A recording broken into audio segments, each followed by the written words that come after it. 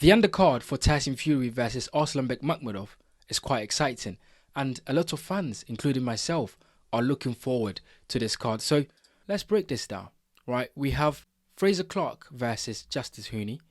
You've got Jeamie TKV versus Richard Riakporhe, and then of course Conor Benn versus Regis Prograis. But let's talk about Fraser Clarke versus Justis Huni for a second. Look, we know Justis Huni. He's been here in the UK. He fought Fabio Wardley. It was a great fight. And then, of course, in the last minute, he got hit with an incredible right hand, and that was the end of it. And that's heavyweight boxing. But I look at this fight and go, I think Justis Huni is going to do a number on Fraser Clarke. Look, last time around, Fraser Clarke versus Jeamie TKV, it was a decent fight. It was a good fight. Fraser Clarke, look, credit to him, respect to him, because he steps in the ring and takes a lot of shots. But I look at Fraser Clarke and think, look, something is not right with Fraser Clarke. He doesn't look like he should be in the ring taking this many shots, because of course we saw, Fraser Clarke take massive shots against Fabio Wardley, where it looked like he would never box again. And then he came back and, he's a decent boxer. But Justis Huni, I think, has shown that he's a much better boxer on the front foot. Fraser Clarke hasn't got the power to put the lights out of Justis Huni the way Fabio Wardley did. So I can see Justis Huni really outboxing and pushing Fraser Clarke back. But of course, this is heavyweight boxing, guys. Everybody is picking Justis Huni to win this fight, and rightfully so, because I think Justis Huni has shown that he's the better boxer than Fraser Clarke. But this is boxing, anything can happen. And Fraser Clarke, as long as he's in that fight, he's got the opportunity, he's got the chance to land something big and change the trajectory and change the course of this fight. So look, it's going to be an interesting fight. It's going to be a heavyweight battle in there. Fraser Clarke has to, make it into a dog fight if he's going to win this fight. He cannot, box from range. Like, he has to make it into a dirty dog fight to be able to win this fight. And for Justis Huni, he needs to box, he needs to move. I don't think he's got the power.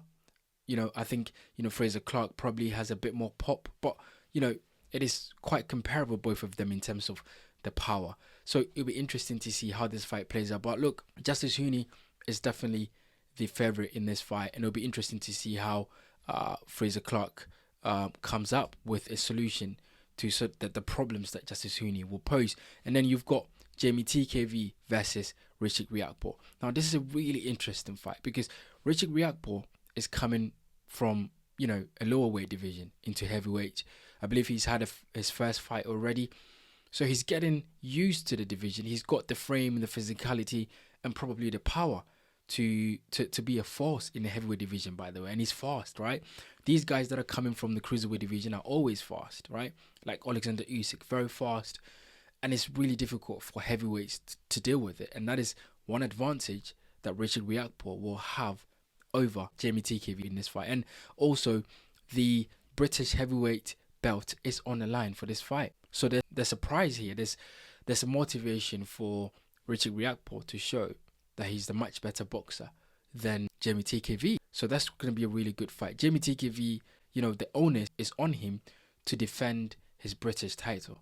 So he's not going to go out, just like that. I think he's going to put up a good fight. But I think Richard Riakporhe will be a bit too fast because he's coming from the cruiserweight division and he's got the ability to box from range. But I think he would love to get stuck in because that's the sort of fighter he is. He likes to get stuck in, throw big punches and get his opponent out of there. That will be a really good fight to watch. If I was to pick someone here, I'm going to stick with Jeamie TKV because he's the bona fide heavyweight. He's been fighting within the heavyweight division. This is his division, let's put it that way. And he needs to make Richard Riakporhe work. But I'm not writing Richard Riakporhe off at all because anyone that steps in the heavyweight division, in that ring, and that can punch has always got a chance. And I would not be surprised if Richard Riakporhe lands something massive and drop Jeamie TKV and gets him out of there. No surprise at all. So for me, this fight is 55-45 in favor of Jeamie TKV. But as I said, I am not writing Richard Riakporhe off because he can land something massive and turn this fight around, right? And then you've got Conor Benn versus Regis Prograis.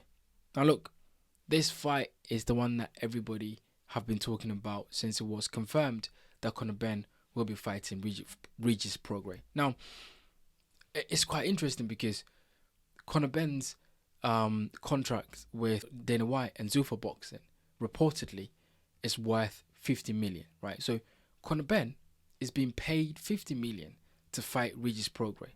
That is just bonkers. That's incredibly crazy to me. That doesn't make any sense at all. But look, this is what Dana White and those guys are doing at Zuffa Boxing. Whether it is the right decision or not, Conor Benn has got an opponent in front of him, which is Regis Prograis. Look, it's an interesting fight because Regis Prograis is a better boxer in every single department than Conor Benn. Let's put it that way. But Regis Prograis is older. He's had some wars. He's been beaten. He's come back from losses. But boxing is a young man's sport. Conor Benn is a much younger fighter. Regis Prograis is an older fighter who has been there, done that. And it feels like we've seen this movie play out so many times where the younger, fresher, quicker fighter that probably hits maybe a bit more harder against the older, slow, lethargic, fighter that is basically, 1 foot in boxing, 1 foot in retirement, really fighting. We've seen it so many times where the younger fighter just obliterates or dominates the older fighter to the point where it's basically a mismatch. And I don't think this fight is a mismatch because I don't think Conor Benn has been that fighter that have the ability and the know-how at the top level to get someone like Regis Prograis out of there in the first or second or third round. I think this fight will go a bit later on in the fight. I think Regis Prograis should use his experience. He's the experienced fighter. He's been there. He's done that. Conor Benn, though, I think he's got the speed, he's got the athleticism, he's got the youthful exuberance on his side, and I think he should use that sort of qualities to overwhelm Regis Prograis and try and get him out of there as soon as possible. I wouldn't be surprised if Conor Benn starches Regis Prograis in 5 rounds. I would not be surprised because Conor Benn is the faster, but I am expecting Regis Prograis to take Conor Benn into deep waters and try to drown him. Right, take him to deep waters. He's a younger fighter. He hasn't got the experience that you have. Take him into deep waters, see if he can drown, see if he can swim back. This is what Regis Prograis should be doing. I mean, Regis Prograis has said that, Conor Benn is not on his level and he's going to beat Conor Benn. So I expect this to be a really good contest between these two fighters. But I think Conor Benn, in the end, will come up on top. Now, the problem is, Conor Benn has to look good fighting Regis Prograis. He has to, because if Conor Benn stings the place out, if he doesn't look good, if he doesn't, perform fantastically well, if he doesn't get rid of Regis Prograis in a good fashion, if he's lethargic and slow and, runs out of ideas and doesn't know what to do, he's going to get a lot of criticism for this fight, given the fact that he left Eddie Hearn for Dana White and he's been paid 50 million for this fight. If he doesn't put up a really good performance, Conor Benn is going to get a lot of criticism. And this is where people start to ask, was it even worth it signing someone like Conor Benn and giving him 50 million to fight a decent, good fighter in his day in Regis Prograis and him not be able to perform? That's the question that many people are going to ask. But look, this undercard is exciting. It looks good. Heavyweights fights. You've got Conor Benn versus Regis Prograis, Tyson Fury versus Arslanbek Makhmudov. That's a different fight on its own. We will break that down in a separate video. But look, I am looking forward to this card and I hope a lot of you guys are looking forward. So get in the comment section and let me know what you think about Jeamie TKV versus Richard Riakporhe. How does that play out? Fraser Clarke versus Justis Huni. What do you think about that fight? And of course, Conor Benn versus Regis Prograis. Has Conor Benn got the ability to perform at his best? Has he got the ability to prove his doubters wrong? Or is Conor Benn just European level at best? Hasn't got the boxing IQ to outsmart someone like Regis Prograis who has been there and done that? Get in the comment section and let me know what you think about it.